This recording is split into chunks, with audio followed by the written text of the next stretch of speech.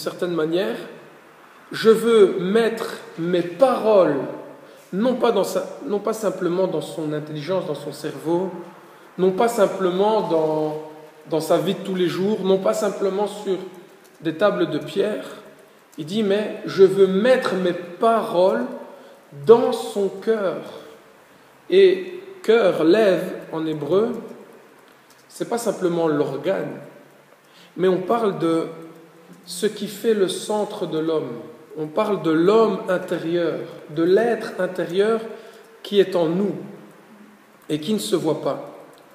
Et l'Éternel, il dit, un jour, malgré toutes les prostitutions, malgré tous les adultères, malgré tous les péchés qu'ils ont commis, je vais les séduire dans leur exil et je vais la conduire au Midbar. Je vais l'emmener dans un endroit de repos, dans un endroit où tous les bruits de la vie et de la ville cessent, pour parler à son cœur. Et parler au cœur de quelqu'un, c'est-à-dire je vais mettre mes paroles dans leur cœur.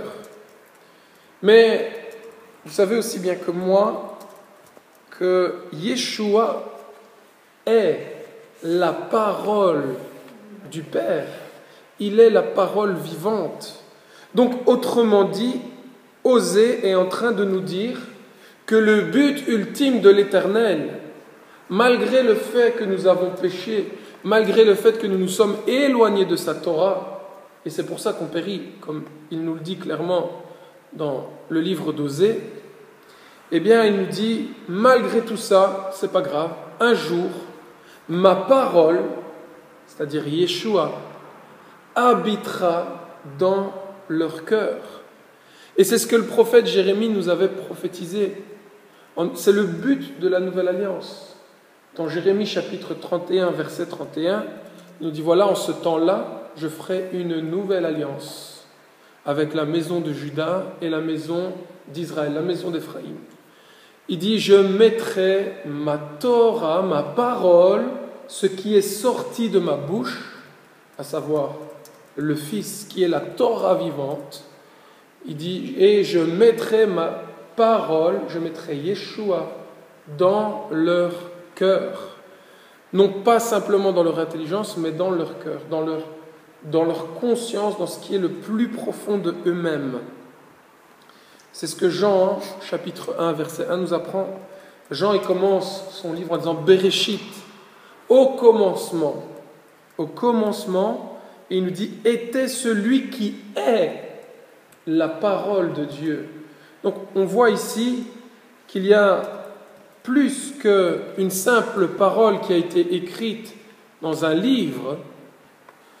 Il y a quelqu'un qui est cette personne qui est la parole de Dieu. Et nous savons très bien qu'est-ce qui sort du Père, qu'est-ce qui est sorti du Père, Amen, sinon le Fils. Ce qui sort de la bouche de l'Éternel, ce qui sort de la bouche, c'est la parole. Et la parole, c'est justement celui qui était au Bereshit, au commencement, avec celui qui a tout créé. Et Jean nous dira tout ce qui a été fait. De tout ce qui a été fait, rien n'a été fait sans lui. Alors, il y a dans le Midbar, pour revenir à notre livre des Nombres, ce que Dieu est en train de nous dire. Il dit dans le désert, dans le Midbar, c'est là où vous rencontrez d'abord celui qui est la parole. Donc littéralement, ce que nous pouvons en sortir, c'est que dans ce désert, le peuple va à la rencontre de Yeshua. Et ça continuera d'ailleurs dans le livre de Deutéronome, parce qu'ils sont toujours dans ce désert, juste avant de rentrer en Eretz Israël. Et on est littéralement ici dans la présence de celui qui est la parole du Père. Et vous savez, il y a ce récit du Matan Torah, du don de la Torah, où il nous est dit, ils ont entendu. Et dans ce qu'ils ont entendu, il y avait aussi une manifestation visuelle de ce qu'ils ont entendu. C'est-à-dire, le livre de l'Exode nous rapporte que le mont Sinaï était tout en feu, il y avait là une manifestation de l'Éternel comme rarement ça s'est vu sur la terre. Eh bien, on lit un peu plus loin que ils ont eu peur. Ils ont eu peur, ils ont dit à Moïse, non, on ne veut plus entendre parce que c'est terrible. À mon avis, ils devaient se sentir consumés de l'intérieur, ou je ne sais pas, mais il y avait là quelque chose d'extraordinaire qui s'est passé. Et en réfléchissant un peu, je me suis dit, mais si Yeshua est la parole de Dieu, au moment où en réalité l'Éternel prononce ces paroles, le Père prononce parce que c'est le Père qui a la bouche, qui est la bouche, et c'est de sa bouche qu'est sortie la parole. Et ce que le peuple voit et sent et vit, c'est la présence de la parole. Mais la parole avec un P majuscule, pas avec un P minuscule. Et en réalité, ce qui se passe à ce moment-là au Matan Torah, c'est le peuple qui se retrouve en présence physique et ils expérimentent cette présence physique de Yeshua. Et alors, là, on sait que dans la présence glorieuse du Messie, on tremble. Même si on est son peuple aimé, même si on est son peuple chéri, on est dans une condition corruptible. Mais quand celui qui est l'être incorruptible se manifeste dans sa gloire, que vous fassiez partie de son peuple ou pas, vous tremblez. Les cieux et la terre tremblent, et tout ce qui se trouve sous ces cieux et sur cette terre tremble aussi. Toute la création frémit rien qu'au son de l'Éternel. Et le son de l'Éternel, la parole de l'Éternel, c'est la présence de Yeshua elle-même. Et on voit donc ici dans ce désert que plus qu'un simple désert aride, l'Éternel nous amène dans des lieux inhabités, dans des lieux silencieux, pour mettre sa parole vivante dans nos cœurs, à l'intérieur de nous-mêmes. Et il y avait un soir, on était chez Joël et Clara, un Shabbat au soir, et on partageait encore un peu, le Shabbat touchait à sa fin, on était en train de se relaxer, et on discutait encore de choses et d'autres. Et il y avait les enfants qui étaient avec nous. Et l'Éternel parle vraiment à travers la bouche des enfants.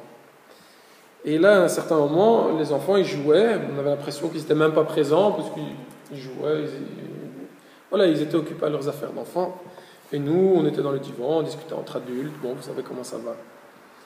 Et là, tout d'un coup, Uriel, il vient, il se met au milieu de la pièce. Et il nous dit, « Stop, écoutez-moi, les grands. » Et alors, bon, on voulait vraiment accorder, je veux dire comme tout parent qui se respecte, on veut accorder l'attention à nos enfants. Et moi je lui dis, Uriel, je dis attention, Clara, Joël, attendez, chérie, tais-toi, notre fils veut parler, on va écouter le fils. Et vraiment trop marrant, d'une manière assez... il était au milieu de la pièce, il va se mettre dans le divan, et Joël et Clara, ils ont les relax électriques qu'il y a sur le divan, il se met dans le divan, et il appuie sur le bouton, il s'étend comme ça, bzzz.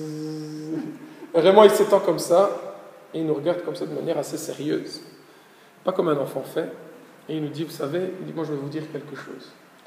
Il dit, Dieu, il habite dans mon cœur. Il dit, parce que c'est le trône de Dieu, c'est notre cœur. Il dit, c'est là où Dieu il habite. Et puis il nous dit, et vous savez, les commandements de Dieu, ils sont inscrits sur mon cœur.